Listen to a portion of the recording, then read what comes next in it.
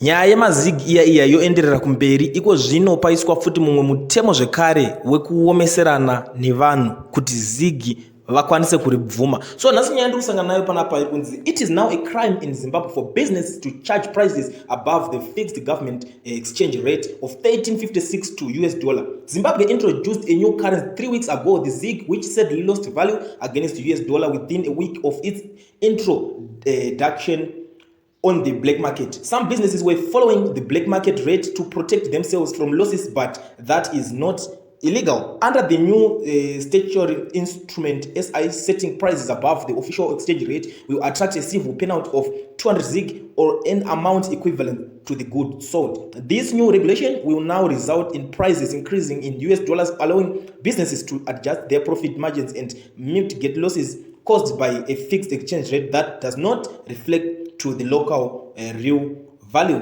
Prior to today, regulation announced business were allowed to set prices up to 10% above the official exchange rate. Ndo mashoko ari panapa ndo zvinhu zviri kuitika muri Zimbabwe. Nyaya ndazongosangana nayo iri papeji raHopo Ching'ono ari kutaurawo izvozvo achiti iko zvino zvaakusungisa zvaakurovesa nemafaindi. Ukaonekwa uchitengesa chinhu mari yako iwewe iri pamusoro pereti yakapuwa nehurumende kuti ZiG riri kutreda riri pa 1356, ukaonekwa uchizotengesa nemari yekublack market yekuti unenge uchichaja ku20, mari yako iwe uchabhadhara faindi 200 ZiG.